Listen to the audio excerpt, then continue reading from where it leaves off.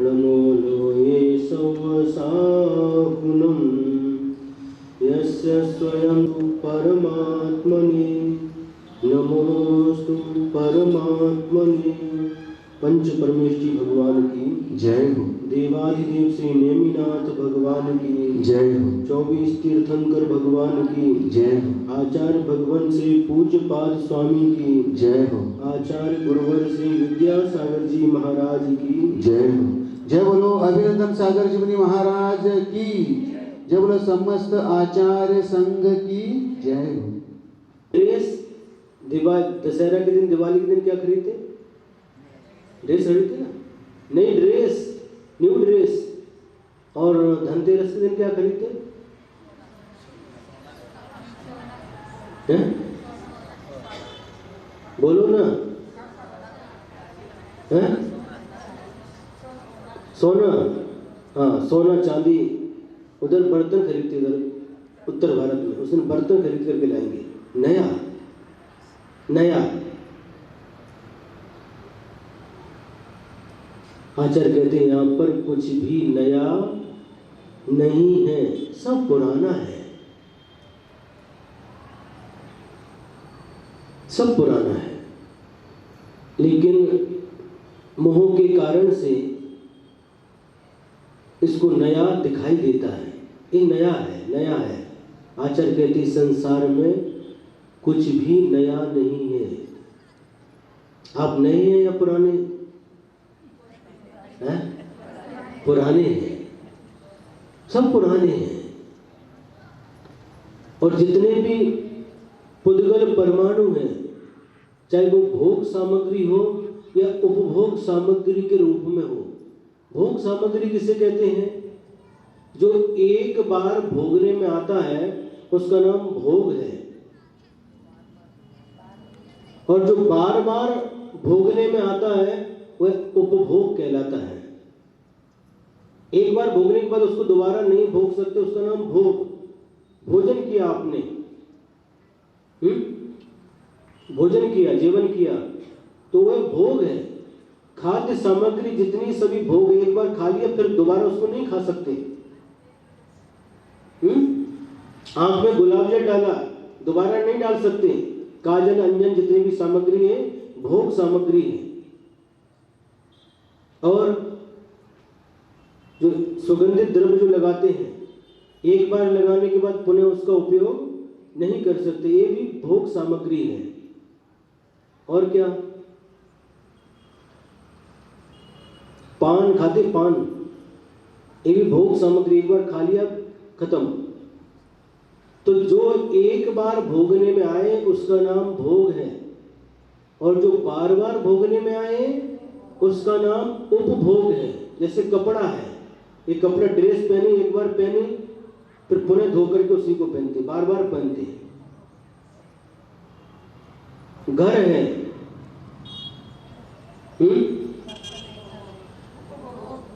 चश्मा है, घड़ी है, मोबाइल है, सोने के आभूषण दागने हैं, ये सारी की सारी उपभोग सामग्री, क्योंकि बार बार उसी का उपयोग करते हैं, वह उपभोग सामग्री है। आचार्य कह रहे 3 लोक में और 3 काल में ऐसे कोई भी पुद्गल परमाणु नहीं है जिनको इस जीव ने भोग के रूप में नहीं भोगा हो, उपभोग के रूप में इसका सेवन नहीं किया हो। कैसा लग रहा है? सुन करके कैसा लग रहा है? जो एक देवशास्त्र गुरु की पूजा आती है, भव बन में जीवर घूम चुका, कण कण को जी भर भर देखा, मृग सम मृग तृष्णा के पीछे, मुझको न मिली सुख की रेखा। भव वन में, भव यानी संसार, वन यानी रान, रान में जंगल, रान में खेत होता, जंगल नहीं होता। तो डुक्कर, रान डुक्कर बोलते जंगली स्वर को, रान डुक्कर। खेत में रहता वो। अच्छा, हम जंगल समझते थे। तो भव यानी संसार, वन यानी जंगल। संसार रूपी वन में जी भर घूम चुका। कितना घूमा? जी भर करके घूम गए चुका। कोई भी ऐसा संसार में, तीन लोक में ऐसा स्थान नहीं बचा जहां मैं नहीं घूमा हूं। कोई भी स्थान नहीं बचा। तीन लोक में, ऊर्ध्व लोक, मध्य लोक, पाताल लोक में कहीं भी एक भी ऐसा स्थान नहीं है जहां पर मैं घूम करके नहीं आया हूं। ऐसा कोई भी स्थान नहीं जहां पर मैंने जन्म नहीं लिया हो, जहां पर मैंने मरण नहीं किया हो। फिर भी नया घूमने के लिए जाते। कहां? गोवा, शिमला, और एक कोल्हापुर के पास में कोई एक पनाड़ा, और आबू, माउंट आबू, महाबलेश्वर। कहाँ घूमने के? क्यों? अभी तो गए नहीं। एक बार तो जाकर के आना है। अभी तो गए नहीं, देखना है। गोवा तो जाकर के आने, एक बार घूम करके आना। क्या है, गोवा का नाम बहुत सुना है। आचार्य कह रहे हैं ऐसा लगता है नया है, लेकिन कोई भी ऐसा स्थान नहीं जो अपन ने नहीं घूमा है।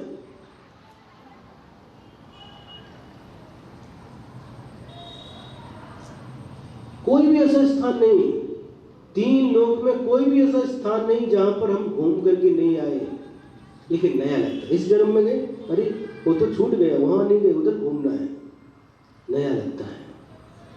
आचार्य कह रहे यहां पर कुछ भी नया नहीं है, सब कुछ पुराना है। भववन में जी भर घूम चुका। कितना? अब घूमते घूमते जी भर गया। जी यानी मन, मन भर गया है। मन भर के घूमा। मन भर के मतलब कभी खाते हैं, मन भर के खाया, मन भर के घूमा। मन भर करके मैं घूम चुका है। संसार रूपी वन में मैं मन भर करके घूम चुका हूं। कण कण को जी भर भर देखा।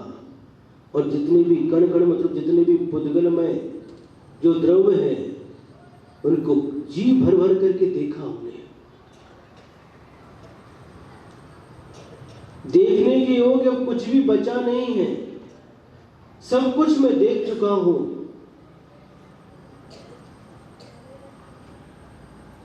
सिर्फ यदि नहीं देखा तो सिर्फ अपनी आत्मा को नहीं देखा। आत्मा को छोड़ करके मैं सब कुछ देख चुका हूं। कण कण को, हर कण को, मैं हर कण से मेरा परिचय है।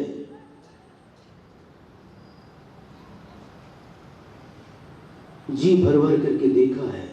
और यदि देखा की जगह यदि भोगा शब्द कर दो तो और अच्छा बन जाता है। भवन में जी भर घूम चुका, कण कण को जी भर भर भोगा।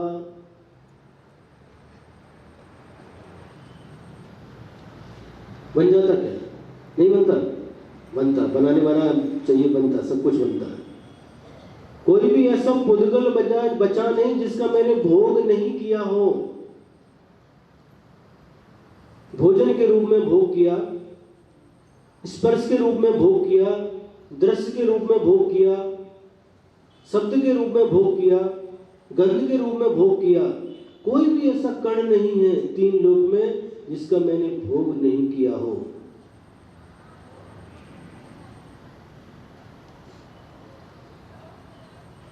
लेकिन हमको लगता नहीं ये नया है, ये नया है। जब अतीत में जाते हैं, अपने इतिहास की ओर दृष्टिपात करते हैं, तो फिर कुछ भी यहाँ पर नया नहीं, सब कुछ पुराना है।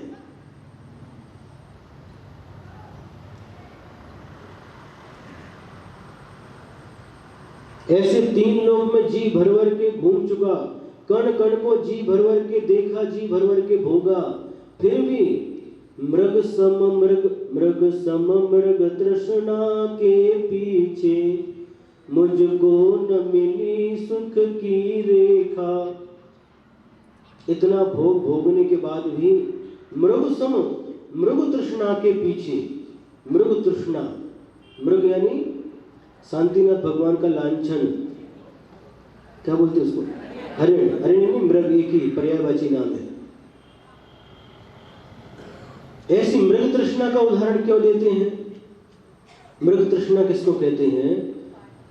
एक हिरण है, जंगल में रहता है और गर्मी का समय है, सूर्य तप रहा है और इतनी तीक्ष्ण उसकी किरणें हैं,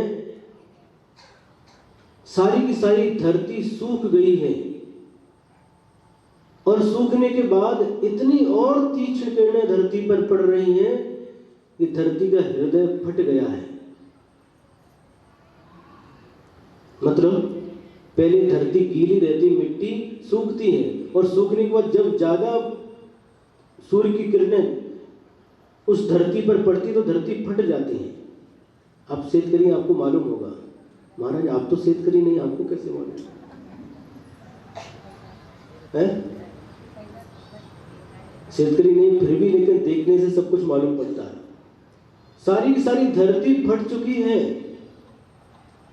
जो जलाशय थे, सरोवर थे, वो सब सूख रहे हैं। राजहंस, हंस पक्षी उन सूखते हुए सरोवर को छोड़ करके जहां पर जिन सरोवर में पानी है उस तरफ निकल जाते हैं। लेकिन जिनके पास पंख नहीं है, जो उड़ नहीं सकते, जिनका जीवन ही पानी है, ऐसी मछली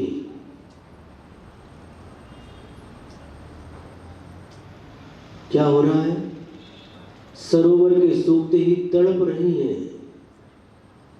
कोई दयावान व्यक्ति उधर से गुजरता है, इस दृश्य को देख करके उन सभी मछलियों को पानी लेता है और पानी में रख करके जहां पर पानी है ऐसे सरोवर में छोड़ रहा है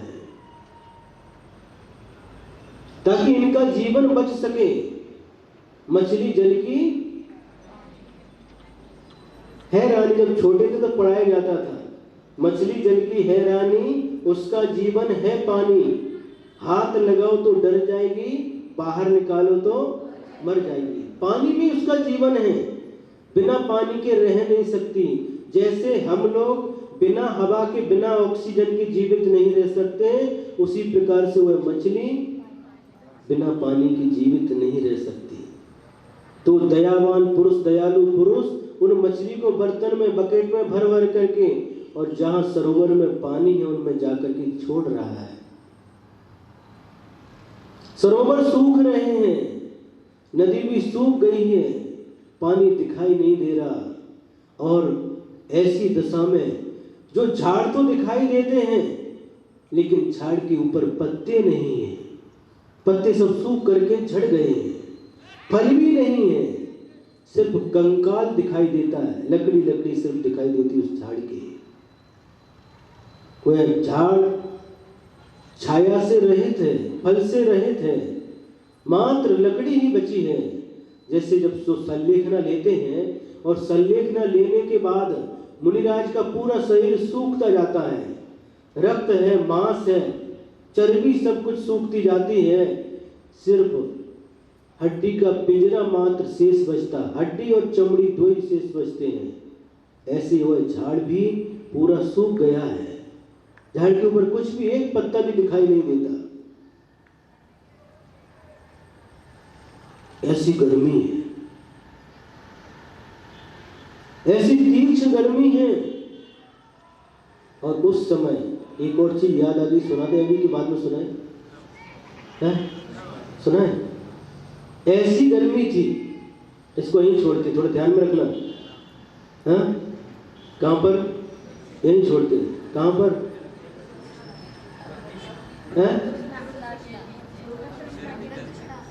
हाँ, मृग तृष्णा जैसी गर्मी यहाँ है कि इसको पूरा करके सुनाए फिर बाद में, पहले इसको पूरी कर लेते हैं। अब ऐसी गर्मी में वह हिरण प्यासा है, उसका गला सूख रहा है और पानी की तलाश में, पानी की खोज में वह निकला है। तालाब के पास जाकर के देखता है, तालाब, जिस तालाब में मैं रोज पानी पीता था वह तालाब सूख चुका है, फिर भी कहीं हो पूरे तालाब को घूम करके आता है, तालाब में कहीं पर भी पानी नहीं मिलता। नदी की ओर जाता है और वहां पर भी देखता जाकर के नदी भी सूख गई है। नदी तो है, अब इसमें पानी नहीं, मात्र रेती रेती ही दिखाई दे रही है।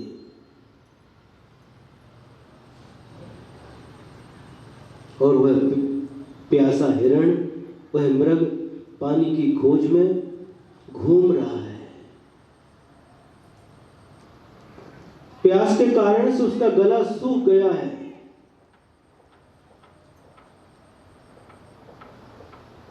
और पानी की खोज में खोजते खोजते देख रहा है, जंगल में देख रहा है, और सामने उसे ऐसा दिखाई देता कि वहां पर पानी है, कोई जलाशय है।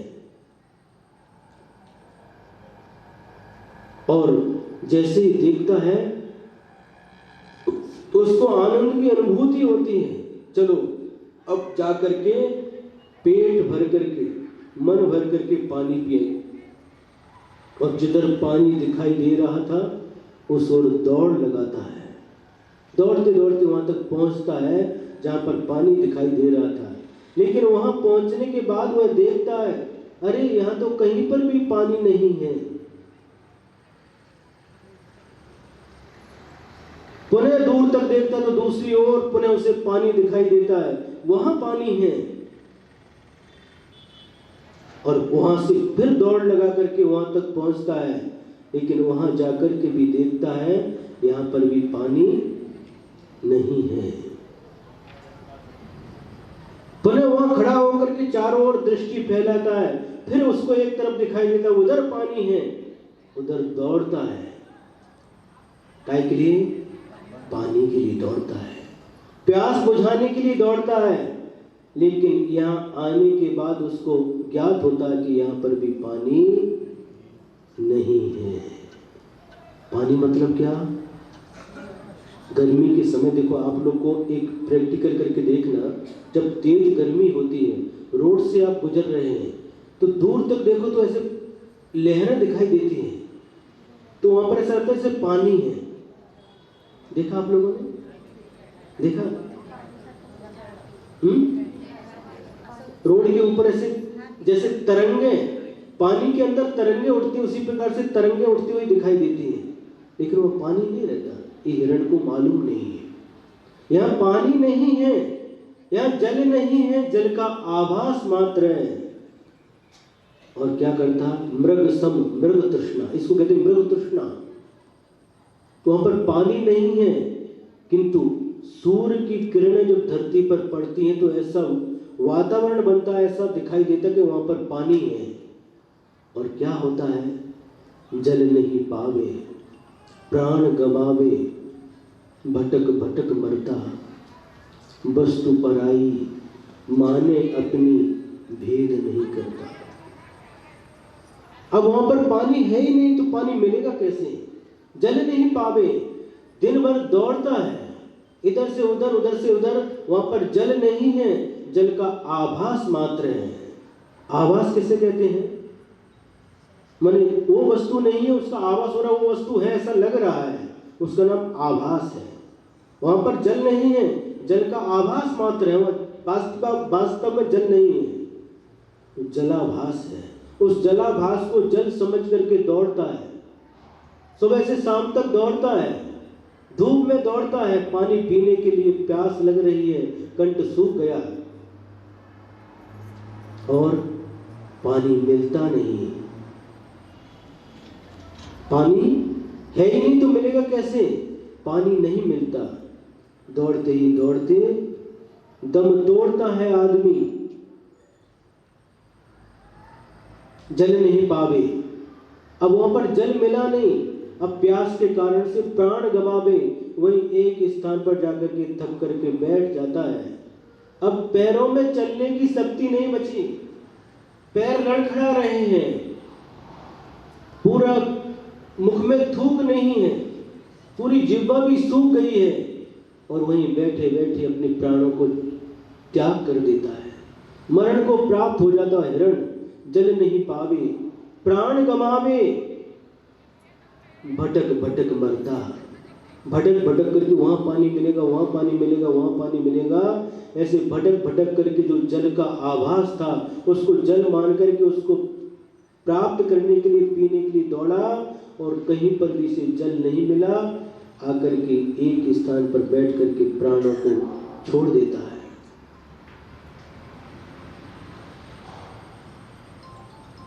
यहां पर कह रहे मृग सम, हम सभी मृग हैं, मृग तृष्णा के पीछे, और हम भी उस हिरण की भांति दौड़ रहे हैं।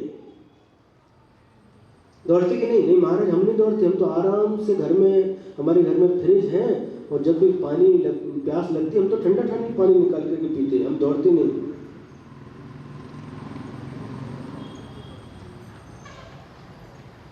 क्या हम नहीं दौड़ते? कैसे नहीं दौड़ते? मृग सम मृग तृष्णा के पीछे, मुझको न मिली सुख की रेखा, हम सुख के पीछे दौड़ते हैं। जैसे हिरण पानी के पीछे दौड़ता है, उसी प्रकार से हम सुख के पीछे दौड़ते हैं। सुख से के पीछे मतलब इस सुख की सामग्री है, इससे हमें सुख मिलेगा, ये समझ कर कि हम उसके पीछे दौड़ते, उसको प्राप्त करने के लिए पुरुषार्थ करते हैं। छोटा बच्चा होता है, माँ के पेट से जन्म लेता है, थोड़ा बड़ा होता है, और बड़े होने के बाद उसकी मांग क्या रहती है? खिलौने की। खिलौने तक उसकी मांग कितनी, उसका सुख कितना है? खिलौने तक। खिलौना बोलते हैं ना, प्लास्टिक के आते हैं, मिट्टी के आते हैं, तो खिलौने तक उसकी मांग रहती है, और खिलौने को खेलते खेलते उनमें ही अपना सुख समझता है। सुख किसमें है? अब यदि यह प्रश्न उस बच्चे से पूछो तो बच्चा क्या कहेगा? खिलौने में सुख है।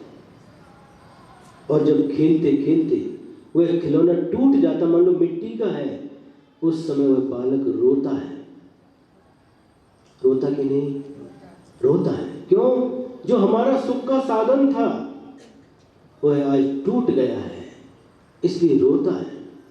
लेकिन बालक को रोते हुए देख करके जो माता पिता है, ये रो रहा है। क्यों रो रहा है?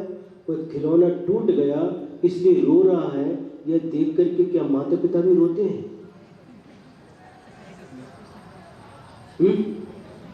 बताओ, पीछे आवाज आ रही कि नहीं?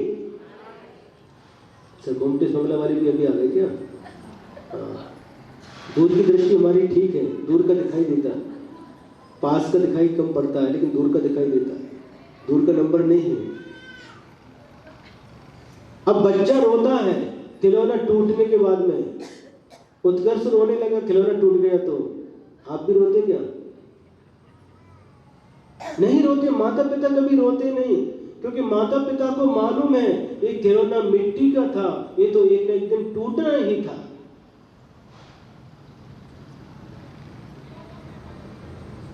उसी प्रकार से जब मरण होता है इस शरीर का, तो उस समय अज्ञानी उस बालक के समान रोता है। ये टूट गया, टूट गया मतलब ये चला गया। लेकिन ज्ञानी सोचता है ये तो मिट्टी का था, मिट्टी में मिलना ही था। ये शरीर किसका है? क्यों? मिट्टी का है। माटी की काया माटी में एक दिन समाएगी, न सोना काम आएगा न चांदी आएगी। माटी की काया माटी में समाएगी। समाएगी कि नहीं? माटी की है कि नहीं? मिट्टी की है। काया तो मिट्टी की है, लेकिन किस पर रखते हैं? मिट्टी के ऊपर रखते नहीं इसको। ये मिट्टी की है और मिट्टी में मिलने वाली ये पक्का है, लेकिन कभी मिट्टी में बैठते नहीं। बैठ के तो उसको मिट्टी को अलग कर देते हैं। छोटा सा तू कितने बड़े अरमान है तेरे, मिट्टी का तू सोने के सब सामान है तेरे। मिट्टी की काया मिट्टी में जिस दिन समाएगी, न सोना काम आएगा न चांदी आएगी। कितना सुंदर कहा, मिट्टी का तू तो मिट्टी का है, लेकिन सारे के सारे सामान सोने के। मिट्टी को सोना पहना करके रखा है, गले में सोना, हाथ में सोना, उंगली में सोना, और इतना सोना पहना दिया, रात को सोना नहीं होता, कहीं इस सोने को कोई चुरा करके न ले जाए। ये मिट्टी की गाय एक दिन मिट्टी में मिल जाएगी, और जब मिट्टी में मिलती है तो ज्ञानी इसमें कभी भी खेद नहीं करता, क्योंकि तो मिट्टी की थी और मिट्टी में मिलने वाली है। इसी दृढ़ श्रद्धान के साथ वो धन्य है वो मुनिराज जो भेद विज्ञान के बल पर संलेखना को स्वीकार करते हैं, अन्न पानी देना बंद कर देते हैं, शरीर को क्रस करते हैं, साथ साथ कसायों को भी क्रस करते हैं, और इस शरीर को छोड़ने के लिए क्या करते हैं? संलेखना को स्वीकार करते हैं। कैसे? उस मृत्यु के लिए स्वागत करते हैं, आह्वान करते हैं, उस मौत को बुलाते हैं। आ बैर मुझे मार, आ मौत मुझे मार, ऐसा नहीं कहते, क्योंकि वो जीने में भी उनकी इच्छा नहीं है और मरने की भी उनकी इच्छा नहीं, मात्र ज्ञाता दृष्टा बन करके देखते हैं। ये क्षीण हो रही है काया, जो क्षीण हो रही है वह काया मैं नहीं हूं। मैं कभी क्षीण नहीं हो सकता, मैं कभी पुष्ट नहीं हो सकता, मैं तो आत्मा हूं, आत्मद्रव्य हूं। एक काया क्षीण हो रही है, उसको अपनी आंखों से भी देखते हैं, अपने ज्ञान से भी देखते हैं और जानते हैं, भेद विज्ञान के बल से ये शरीर के नाश होने में मेरा नाश नहीं है। ये दृढ़ श्रद्धान के साथ मौत का स्वागत करते हैं। इस धरती पर कोई यदि मौत का स्वागत करने वाला है, जन्म का स्वागत तो सभी करते हैं, घर में आने वाला है सदस्य, नया सदस्य आने वाला है, चाहे बच्चा होता तो भी स्वागत करते हैं, और यदि कोई सून आने वाली तो भी स्वागत करते हैं। लेकिन इस धरती पर एक ही ऐसा व्यक्तित्व होता है जो मौत का स्वागत करता है, वह होते दिगंबर मुनि महाराज, जो पंडित मरण का स्वागत करते हैं, पंडित मरण के द्वारा इस देह को छोड़ते हैं, मरण से उनको भीति नहीं। संसारी प्राणी मरण का नाम सुनते ही थर थर थर कांपने लगता है। यदि आपको कोई कह दे आज 5 बजे आपको 5 बजे आने वाली है कौन? मौत, आप क्या करेंगे? बोलो। पूरे शरीर से घाम छूटने लगेगा। 5 बजे आने वाली तो 4 बजे ही आ जाएगी वो। संसारी प्राणी मौत का नाम सुनकर के थर-थर कांपता है और मातम मनाता है, मातम। लेकिन दिगंबर गुरु उस मौत का नाम सुनकर के कभी कांपते नहीं, और जब अवसर आता तो मौत के लिए, स्वागत के लिए खड़े हो जाते हैं। धन्य हैं ऐसे मुनिराज, उसका स्वागत करते हैं। तेरा स्वागत है क्योंकि तेरे बिना मुझे पंडित मरण की प्राप्ति नहीं हो सकती, पंडित मरण की भी प्राप्ति नहीं हो सकती, मरे बिना कभी भी स्वर्ग नहीं मिलता, ऐसा बोलते हैं यहाँ पर। मरे बिना स्वर्ग नहीं मिलता और मरे बिना मोक्ष भी नहीं मिलता। तो बालक का सुख कहां तक है? खिलौने तक। अब थोड़े बड़े हो गए, सुनो, अब बड़े हो गए, अब हम क्या बता रहे, ध्यान में रखना। जैसे उस हिरण ने उधर पानी है, उधर पानी, उधर पानी, चारों तरफ देखते हुए तो उस तरफ दौड़ा, लेकिन पानी नहीं मिला और प्राणों को छोड़ दिया। उसी प्रकार से बचपन में वो खेल खिलौने तक सीमित था। वहां खेल खिलौने में उलझा, टूट गया तो रो गए, माता पिता ने ला करके और दे दिया, खुश हो गए। तो उसका सुख कहां तक सीमित था? खिलौने तक। थोड़ा बड़ा हो गया, अब सुख की सामग्री बदल गई, अब उसको उसमें सुख नहीं, दौड़ा हिरण की तरह, अब इसमें नहीं, अब किधर दौड़ना है? मोबाइल, मोबाइल में सुख है। रोता है, माता हमको मोबाइल दिलवाओ। मोबाइल दे दिया, कौन सा? छोटा वाला, बटन वाला? वही नहीं, वो दिल में ये नहीं चाहिए। कौन सा? वो टच है? टच क्या होता? टच स्क्रीन है? टच स्क्रीन क्या हमको बोलते नहीं आता, वो चाहिए। वो दे दिया, तो उसमें नेट भी चाहिए, व्हाट्सअप, फेसबुक, क्या क्या वो सब चाहिए। अब उसका सुख कहाँ तक हो गया? अब मोबाइल में सुख आ गया। ये सोने नहीं देता, रात को 12 बजे, 12 साढ़े 12 तक चालू रहता उनका। अब सुख कहाँ तक? ये मोबाइल तक। इनके पीछे दौड़ा। अच्छे अच्छे कपड़े पहनने में सुख, अच्छे अच्छे आभूषण पहनने में सुख, उनके पीछे दौड़ा। क्यों? नींद तो नहीं आ रही? हाँ, किसी को नहीं आ रही? हाँ, नींद नहीं आनी चाहिए। आपकी बात बता रहे, हम सबकी यही बात है। वो हिरण की बात का, हिरण का उदाहरण दे करके हम सबकी बात कही है। कपड़े में सुख, अच्छे अच्छे कपड़े, ड्रेस पहना दिया इस मिट्टी को, सोना पहना दिया। अब किसमें सुख? थोड़ा बड़ा हो गया, पढ़ लिख गया, अब सुख किसमें? लड़का कहता है लड़की में सुख, लड़की कहती है लड़के में सुख। सुख की परिभाषा बदल रही, देखो बराबर है कि नहीं?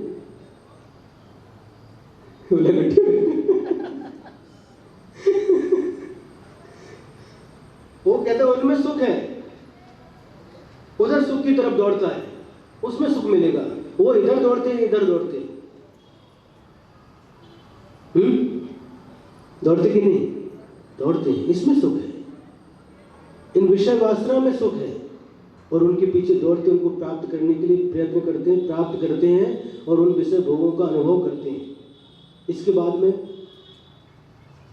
धन में सुख, किसमें?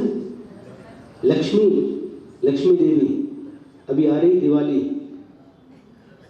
है, धन लक्ष्मी, घर का नाम ही धन लक्ष्मी रखा।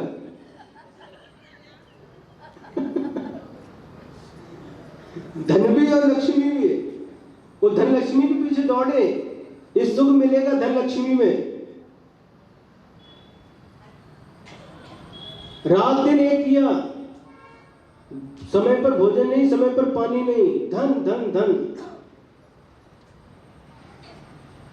कल शनिवार है, आज शनिवार है क्या? कल शनिवार है। शनिवार को बाजार रहता है,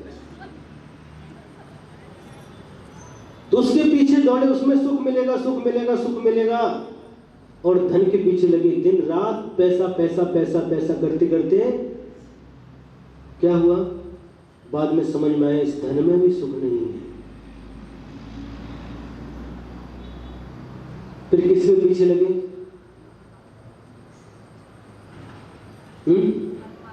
बोलो दीपक।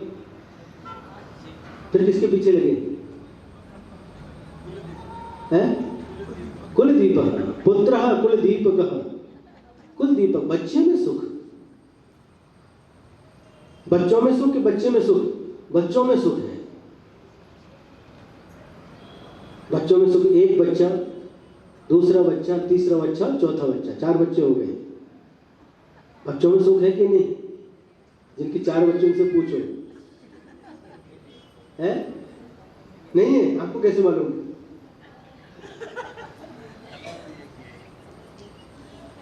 बच्चों में भी सुख नहीं।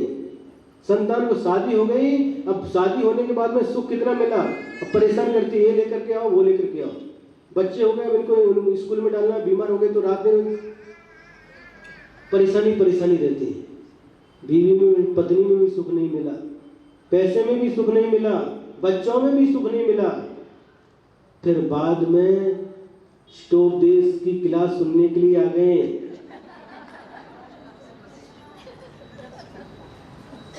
आचार्य पूज्यपाद स्वामी समझा रहे हैं, और समझ में आ गया वह सुख इन सभी को जिनको मैंने सुख माना था, उसमें किसी में सुख नहीं, सुख तो यहाँ है।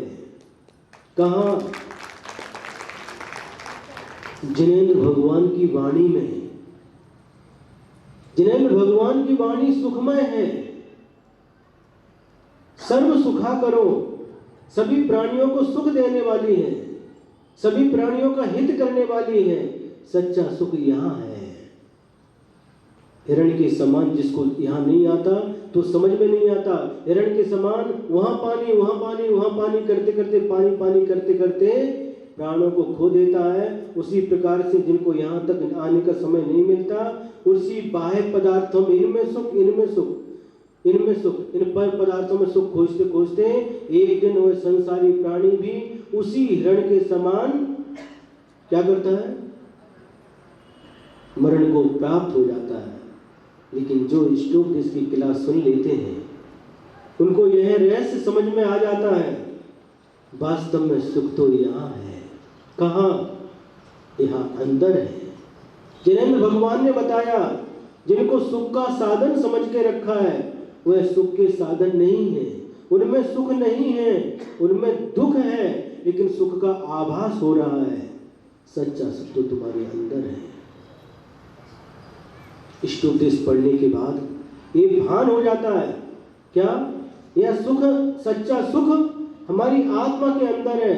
फिर जिनके पीछे हम सुख समझ करके दौड़ते थे उनसे अब क्या होता है, वैराग्य उत्पन्न हो जाता है, भाव होता। फिर यही कार्य का भुक्तो जिथा मोहन मोहन मया सर्वे पुद्गला। इस जीव के द्वारा, इस आत्मा के द्वारा सारे के सारे पुद्गल बार बार भोगे गए और छोड़े गए। इस संसार में ऐसा कोई भी नहीं है जिसका मैंने भोग नहीं किया हो। मेरे भोगने और कुछ बचा ही नहीं, और अब ये सब एक बार भोग लिया, ये जूठन के समान हो गया। जूठन, जूठन क्या बोलते हैं, अथवा वमन के समान। एक बार भोग लिया, खा लिया, मान लो क्या खा लिया, कुछ भी खा लिया और बाहर आ गया, उसको कोई खाता है? नहीं खाता, पक्का। एक माँ है और एक छोटा बच्चा है। कितना छोटा है? 4 महीने का है। वो भी कुछ खाना नहीं जानता, उसको दांत नहीं है, सिर्फ दूध पीता है, माँ का दूध पीता है। और माँ का दूध पिया, माँ ने दूध पिला दिया, और बाद में क्या हो गया, दूध पिलाने के बाद मना कर रहा था वो, नहीं पीना अभी, माँ अभी काम करना है, फिर रोएगा, जबरदस्ती उसको दूध पिला दिया। और दूध पिलाने के बाद जैसे ही उसको बाहर बिठाया, लिटाया, जमीन बैठ नहीं सकता, 4 महीने का बच्चा बैठ सकता क्या? नहीं बैठता। कितने महीने में बैठता है? 7-8 महीने में, आपको मालूम नहीं। और उसको लिटा दिया, और लिटाने के बाद थोड़ी देर के बाद जो दूध पिलाया था वह मजगी बन करके बाहर आ गया। ताक मजगी, नुच मजगी, मजगी बन करके बाहर है, दूध नहीं आया। शरीर में जो पित्त रहता है, दूध जाने के बाद में कहीं किसी को यदि उल्टी हुई तो वो फट करके आता है, तो मजगी बन करके, ताक बन करके बाहर आ गया, छाछ बन करके। और वो क्या करता बच्चा, माँ देख रही है और उसको वापस ऐसे करके पूरे मुंह में डालता है, जो आया है उसको वापस मुंह में डाल रहा है, और माँ देख लेती है और उसको तुरंत, उसको छोटा बच्चा हाथ लेती है और हाथ में जो है उसको कपड़े से स्वच्छ कर देती, पोंछती है, मुख को पोंछ देती है।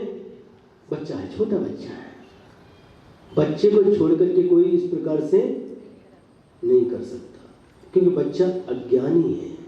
माँ उसको प्रेम से स्वच्छ करती है, और थोड़ा बड़ा होने के बाद पुनः यदि करता है तो उसको समझाती है, बेटा एक बार खा लिया, ये बाहर आया है, अब ये खाने योग्य नहीं है।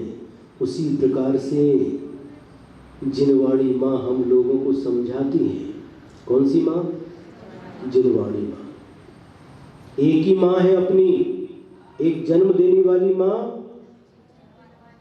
और दूसरा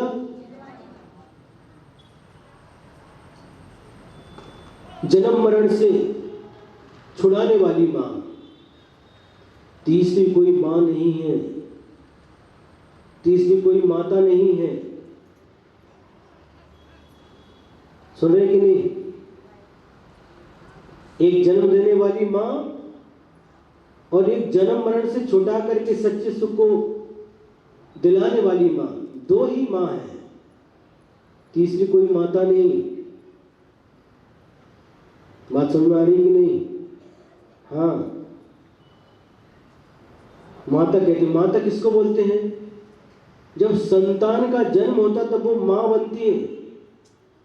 शादी हो गई पति पत्नी की और जब तक संतान नहीं तब तो वो माँ नहीं कहलाती।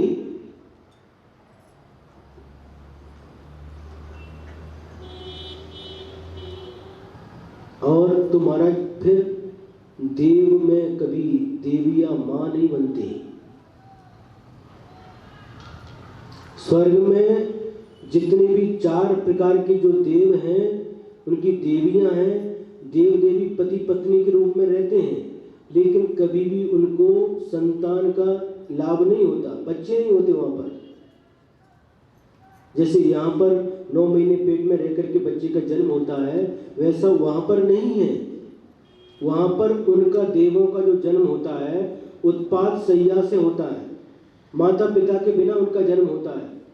उस शरीर के वैकृत शरीर के योग जो बरगना है उनके द्वारा उनका अंतर मुहूर्त में शरीर बन करके तैयार हो जाता है। यहाँ पर जन्म होने के बाद छोटा होता है, फिर धीरे धीरे बड़ा होता जाता है, लेकिन देवों में ऐसा नहीं, पूरा शरीर बन करके तैयार हो जाता अंतर मुहूर्त में।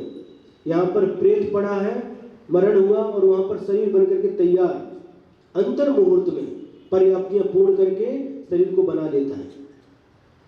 माता पिता से वहां पर जन्म नहीं होता, तो फिर वहां पर माता कहाँ?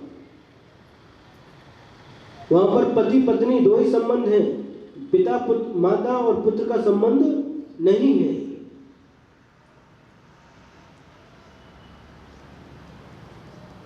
लक्षित आला कि नहीं है? तो महाराज फिर जिनवाणी को मां क्यों कहा? उसके भी तो संतान नहीं है, क्योंकि वह मां के समान हित करने वाली है। सबसे ज्यादा हित भी कोई करता है तो मां करती है। तो जिनेंद्र भगवान की वाणी मां के समान संसारी प्राणियों का हित करने वाली होने से उसको जिनवाणी मां कहते हैं। अहित से बचाती है मां, उसी प्रकार से जिनवाणी मां भी हमें अहित से बचाती है और हित पर चलाती है, हित के मार्ग पर चलाती है, इसलिए जिनवाणी को मां कहते हैं।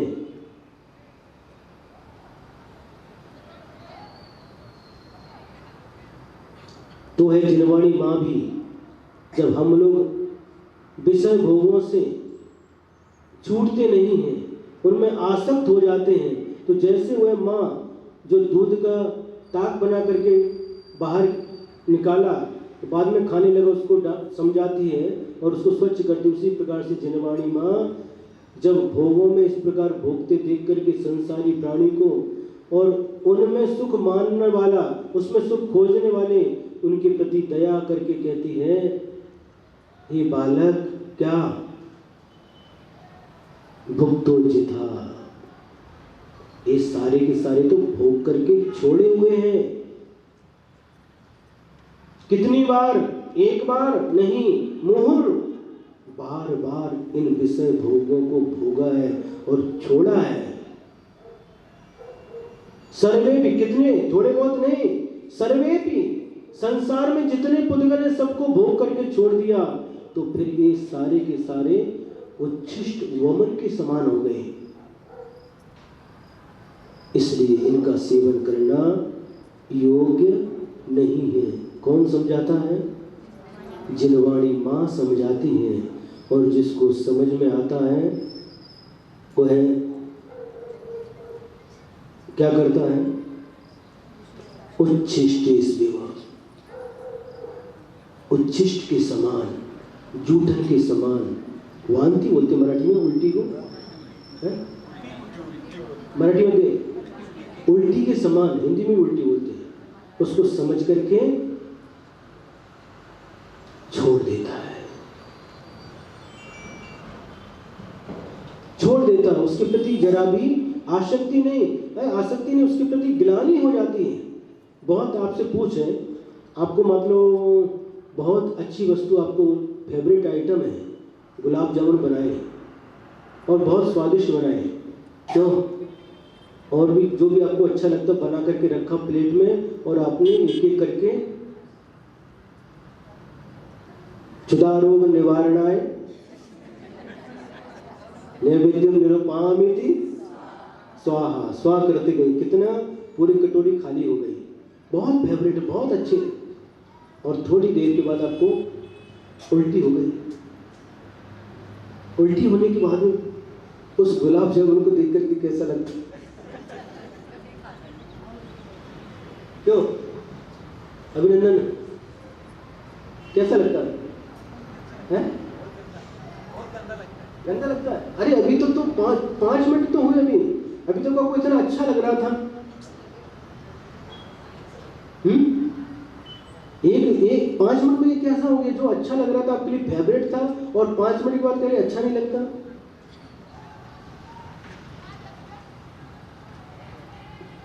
क्या कोई बुद्धिमान उस उल्टी किए गए गुलाब जामुन को पुनः खाता है? नाक सुकुड़ रहे हो ऐसे।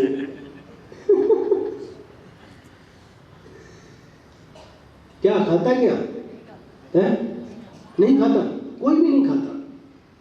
उल्टी हो गई। अभी गया था अंदर, गया गुलाब जामुन, गया अभी 5 मिनट के बाद बाहर आ गया। उसको देख करके क्या होता? अच्छा नहीं लगता, उससे घृणा होती है।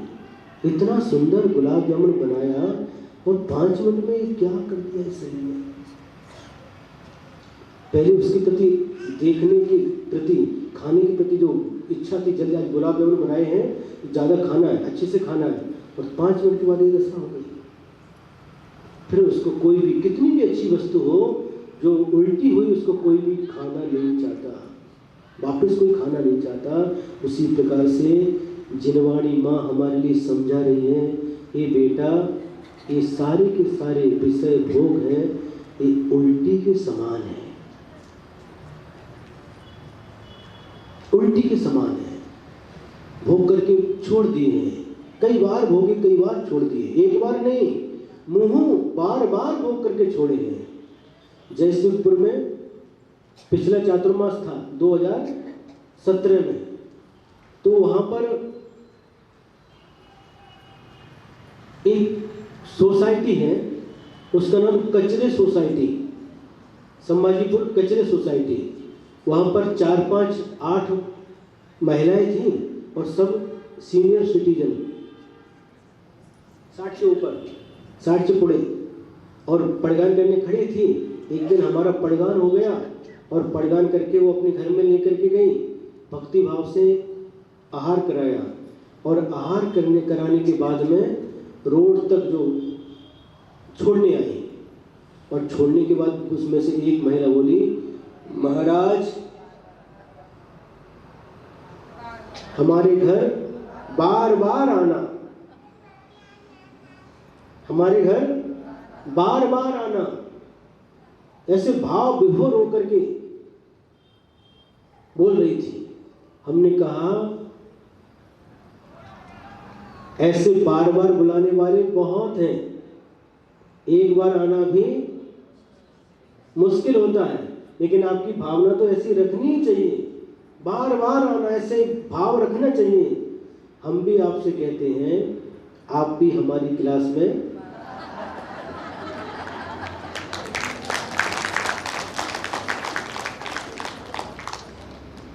बार बार आना। बार बार आने से आनंद आता कि नहीं है? रोज नया नया कुछ ना कुछ मिलता जाता। कहां से मिल रहा है?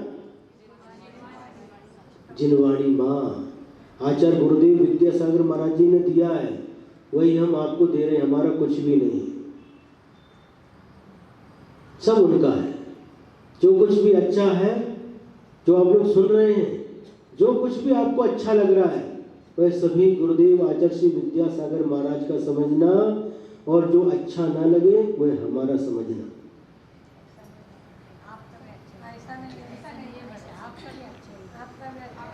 नहीं, हम क्या बता रहे हैं, जो कुछ भी आप सुन रहे हैं और इसमें जो भी आपको अच्छा लग रहा है वो अपने गुरुदेव आचार्य श्री विद्यासागर महाराज जी का समझना, और जो अच्छा नहीं लग रहा है वह हमारा समझना।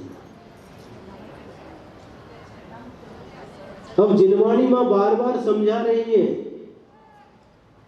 महाराज इतना अच्छा लग रहा है, घड़ी की तरफ हमारा ध्यान जाता ही नहीं। इसका परिणाम है क्या? किसका परिणाम है? आपकी रुचि का परिणाम है।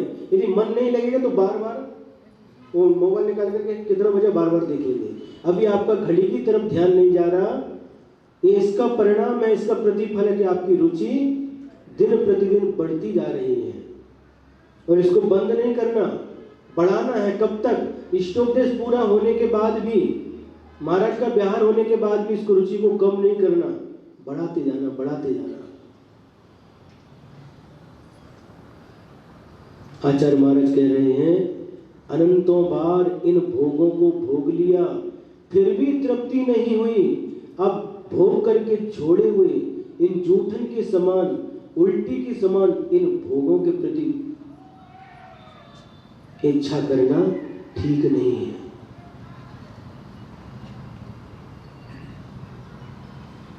ठीक है क्या? कोई भी बुद्धिमान पुरुष इनके प्रति कभी भी आकर्षित नहीं होता। अनादिकाल से हमारे आकर्षण का केंद्र ये पंचेंद्रिय के विषय रहे हैं। अनादिकाल से हर पर्याय में, चाहे मनुष्य पर्याय हो, देव पर्याय हो, त्रिंज पर्याय हो, हर पर्यायों में हमारे आकर्षण का केंद्र ये पंचेंद्रिय के विषय रहे हैं।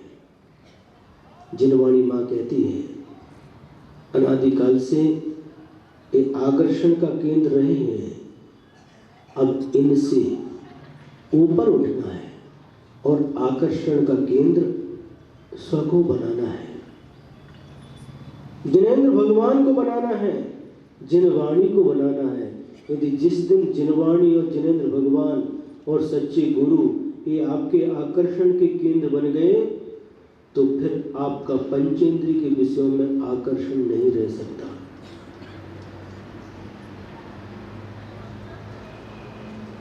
सुन रहे हैं आप लोग? अपने मन से पूछना, स्वयं परीक्षण बनना, अपने मन की परीक्षा करना। हमारा अभी मन पंचेंद्रिय के विषयों में आकर्षित हो रहा है या आत्म कल्याण की बात में आकर्षित हो रहा है? स्वयं परीक्षा करना, स्वयं परीक्षक बनो, स्वयं परीक्षा लिखो और स्वयं कॉपी जांचो, स्वयं नंबर लो।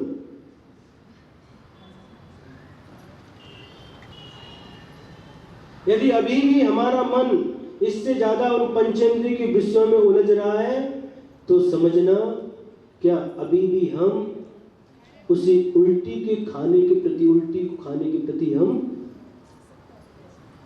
आकर्षित हो रहे हैं, उसी उल्टी के प्रति आकर्षित हो रहे हैं। और यदि मन से दिलानी आ रही, नहीं हमको ऐसा नहीं करना, ये तो अनादिकाल से हमने अनंतों बार इनका भोग किया है, अब हमें इनमें नहीं उलझना, अपने मन को इनसे ऊपर उठा करके जो आनंद आज तक हमें प्राप्त नहीं हुआ, जो सुख हमें आज तक प्राप्त नहीं हुआ, ऐसे उस सुख की अनुभूति करना है।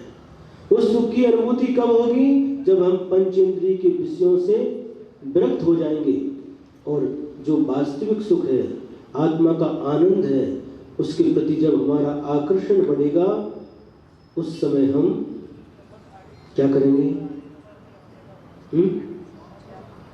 उस सुख का आनंद लेंगे। वह आनंद अद्भुत है, 3 लोक में किसी के पास भी वह आनंद नहीं है। देवगति में सर्वोत्कृष्ट सुख इंद्र को प्राप्त होता है, अहमेंद्र को प्राप्त होता है, नागेंद्र को प्राप्त होता है। सो छड़लम पंक्ति आती ना, सो सुख अहमेंद्र नाग नरेंद्र को नाही कहो। आत्मा की अनुभूति करते समय आत्मा में जो आनंद आता है, आचार्य कहते हुए आनंद सौधर्मेंद्र के पास भी नहीं, अहमेंद्र के पास भी नहीं, किसी इंद्र के पास भी नहीं, चक्रवर्ती के पास भी नहीं, किसी के पास वह आनंद नहीं है जो आनंद इन 5 इंद्रिय के विषयों को छोड़ करके दिगंबर दीक्षा लेकर के अपनी आत्मा की अनुभूति में जो आनंद आता है वह आनंद संसार में कहीं नहीं है। उस आनंद का हम शब्दों के द्वारा वर्णन नहीं कर सकते और उसी आनंद की अनुभूति और उसी आनंद के कारण से बड़े बड़े योगी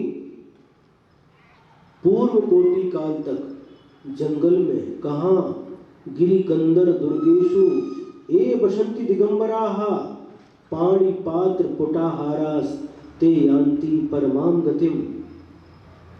कहाँ रहते हैं? गिरी पहाड़ों के ऊपर, निर्जन, कोई भी नहीं, कोई भी नहीं। और यहां पर कोई नहीं हो तो कैसा लगता है? क्या अक्का,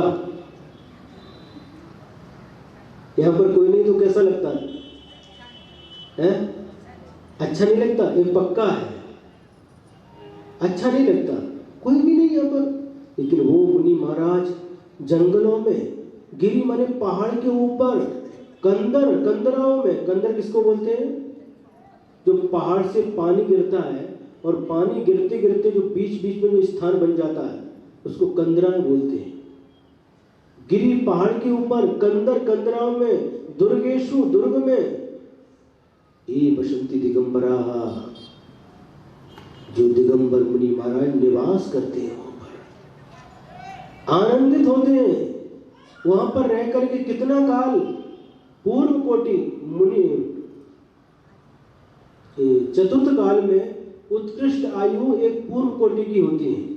मान लो 8 वर्ष अंतर मुहूर्त में किसी मुनि महाराज ने, किसी व्यक्ति ने दीक्षा ले ली और मुनि बनकर के इस प्रकार से तपस्या करने के लिए गिरि कंदर गुफा में रहते हैं और उत्कृष्ट आयु उनकी पूर्व कोटि की है, तो 8 वर्ष अंतर मुहूर्त कर पूर्व कोटि काल तक कहां पर? पहाड़ के ऊपर। भूख लगी, गए कहां? Vijaynagar, government colony, Sambarputi road, Bakhar Bhag, Dattanagar, Appa Saheb Patil Nagar और Dhamni, Dhamni road, Pragati colony, Padmavati colony, Jineshwar colony, Khare club, Madhav Nagar, Haripur, Chintaman Nagar, Parshwanath Nagar, Kupwad, Kupwad Phata, Gaon Bhag, Sangliwadi, विश्राम बाग, खर भाग। महाराज आपने सबके नाम तो ले लिए लेकिन जहां पर बैठे उसका नाम लिया नहीं। नेमिनाथ नगर, 2.5 महीने हमने नेमिनाथ नगर को छोड़ा नहीं। 2.5 महीने से नेमिनाथ नगर नगर को बाहर थोड़े दूर दूर रहते, उनको भी तो लाभ देना चाहिए, देना चाहिए कि नहीं? हाँ, तो जब भूख लगती है तो कहीं पर भी जाकर के, जब गाड़ी में पेट्रोल समाप्त हो गया तो गाड़ी चलाने के लिए बिना पेट्रोल के चलती नहीं, तो किसी भी पेट्रोल पंप पर जाकर के खड़ी हो जाती है। पेट्रोल भरा गाड़ी में, वापस आ जाते हैं। तो मात्र आहार के लिए वो आते हैं और कितना दीर्घ काल तक ऐसे निर्जन स्थान पर, पहाड़ के ऊपर, गुफाओं में, कंदरों में, दुर्गों में, सरोवर के तट पर, समुद्र के किनारे, उपवनों में, वन में, श्मशान भूमि में दीर्घ काल ऐसे निकाल देते हैं इसी बल पर।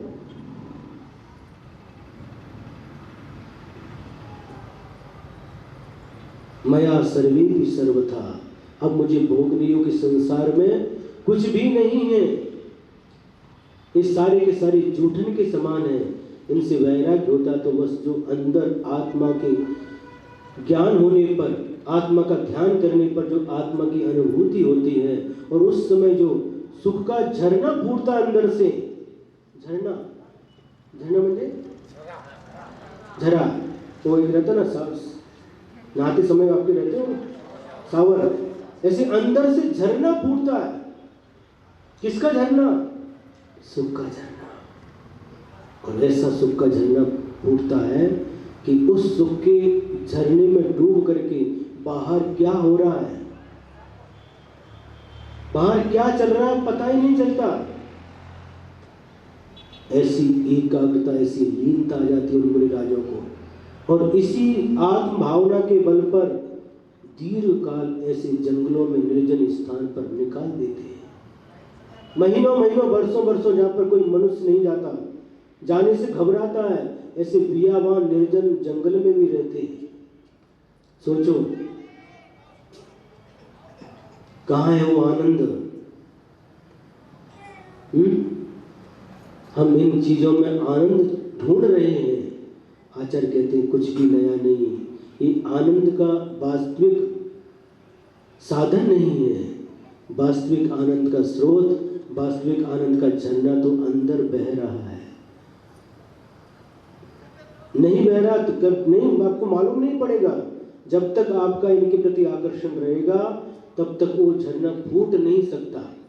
जब इन पंचेंद्रिय के विषयों को जूठन के समान, उल्टी के समान छोड़ करके आप जिनेंद्र भगवान के द्वारा बताए गए मार्ग पर चलेंगे, जिनवाणी माँ जैसी कहती है वैसा काम करेंगे, वह सुख का झरना ऐसा फूटेगा। कैसा फूटेगा? वो कभी ऐसा फूटेगा फिर कभी सूखेगा नहीं। निरंतर सुख सुख सुख, एकमात्र सुख। आचार्य गुणभद्र स्वामी ने आत्मानुशासन में मुनि का पर्यायवाची नाम सुखी रखा है। सुखी कौन? इन पंचेंद्रिय के विषयों में सुख की अनुभूति करने वाला, वह सुखी नहीं, किंतु इन पंचेंद्रिय के विषयों को छोड़ने वाला वह मुनि ही सुखी है।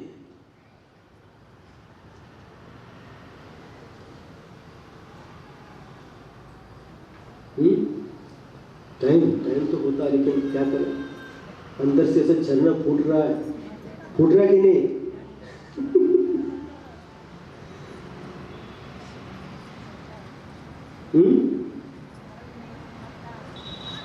युग के आदि में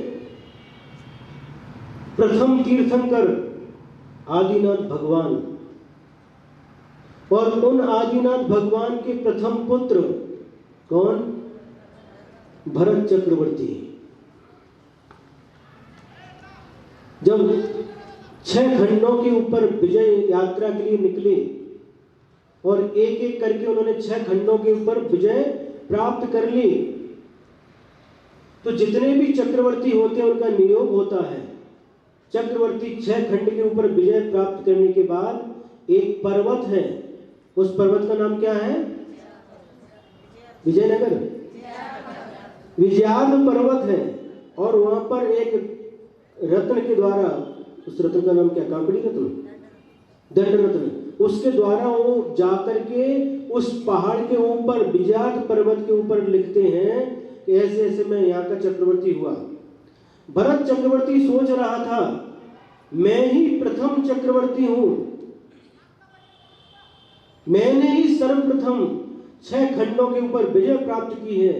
अभिमान था उसके अंदर, और मैं ही प्रथम इस धरती का भोक्ता हूं। ये धरती सारी की सारी, सागर तक फैली हुई 6 खंड की धरती, इसका भोक्ता मैं हूं, ये हमारे लिए भोग्य वस्तु है। ऐसा विचार करके वह गया कहां? विजयार्ध पर्वत पर, और जाकर के देखता है सारा का सारा पर्वत चक्रवर्ती के नामों से भरा हुआ है।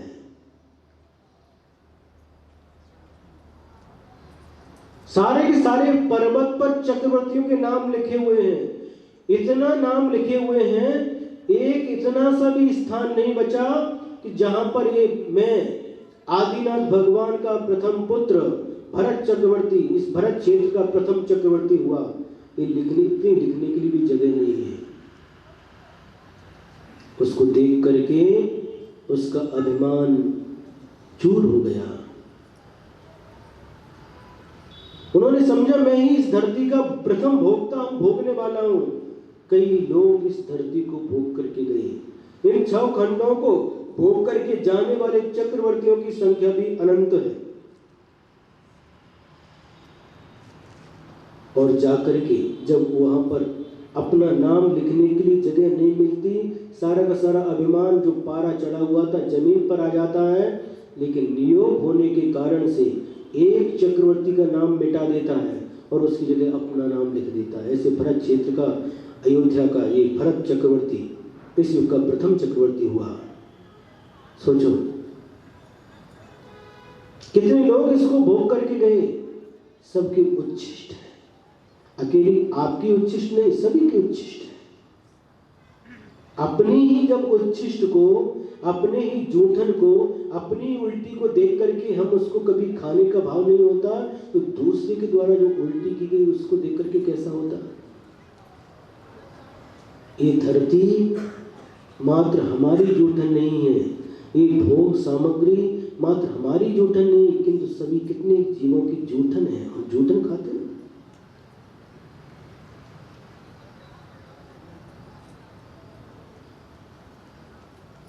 आप लोगों की एकाग्रता देख करके हमको बहुत आनंद आता है। कोई भी बात नहीं करता, कोई भी शांत एकाग्रता से सुनते हैं और इसको देख करके हमें बहुत आनंद आता है।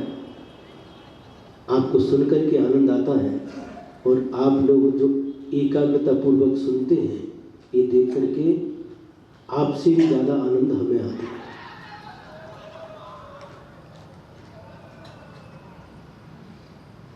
कोई भी ऐसी सामग्री नहीं है, कोई भी ऐसा परमाणु मात्र भी नहीं है उस पुद्गल द्रव्य का जिसका मैंने भोग नहीं किया है।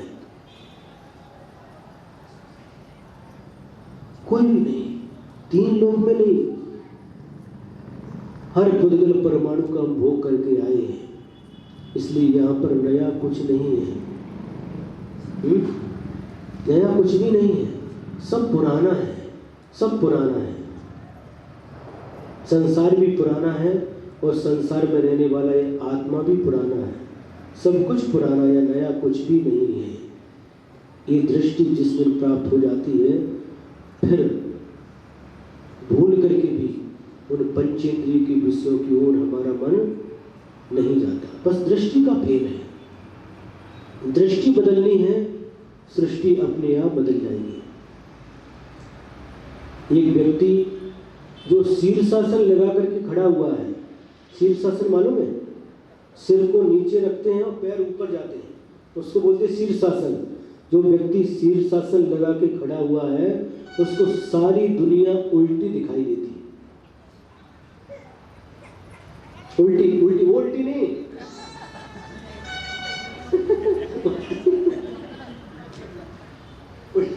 उल्टी के 2 अर्थ है। उल्टी मतलब क्या बोलते हैं? विपरीत। उनको लगता है कि मैं ही ठीक हूं और सारे के सारे उल्टे खड़े हुए हैं। नीचे से देखो, अभी जैसे दिखता है, अभी आपका सिर ऊपर दिखता है, पैर नीचे दिखते हैं, और जब शीर्षासन लगाओ फिर कैसा दिखता देखो। उसी प्रकार से जब तक हमारा शीर्षासन लगा हुआ है, मतलब जब तक हमारी मान्यता विपरीत है, तब तक हमको लगता है ये जो है ये सब ये ठीक नहीं, मैं ही मात्र ठीक हूं। इन्हीं पंचेंद्रिय के विषयों में वास्तविक सुख है। इस धारणा के साथ हम जीते रहते हैं और जिस दिन ये धारणा का खंडन हो जाता है, सम्यक ज्ञान रूपी नेत्र हमारा खुल जाता है, फिर कहने की आवश्यकता नहीं, इसको छोड़ दो, ये वमन है, उल्टी है। बच्चा छोटा था, बड़ा हो गया, जब समझने लगा तो अपने आप उसको ज्ञात हो जाता है ये उल्टी है, और उसको भी वो देखना भी पसंद नहीं करता। उसी प्रकार से सदगुरुओं के द्वारा, जिनवाणी माँ के द्वारा जब हमें ज्ञान प्राप्त होता है, फिर अपने आप उन पंचेंद्रिय के विषयों के प्रति हमारे ममत्व समाप्त हो जाता है। उनके प्रति जो हमारी आसक्ति थी समाप्त हो जाती है। उन पंचेंद्रिय के विषयों के प्रति जो आकर्षण था वह समाप्त हो जाता है और यह आत्मा उस परम सुख को प्राप्त करने के लिए कदम बढ़ाना प्रारंभ कर देता है, जिसको अनंतानंत सिद्ध परमेश्वर ने प्राप्त किया। तीर्थंकर भगवंतों ने जिस सुख को प्राप्त किया उस सुख को प्राप्त करने के लिए फिर देर नहीं करता। समय आपका हो गया?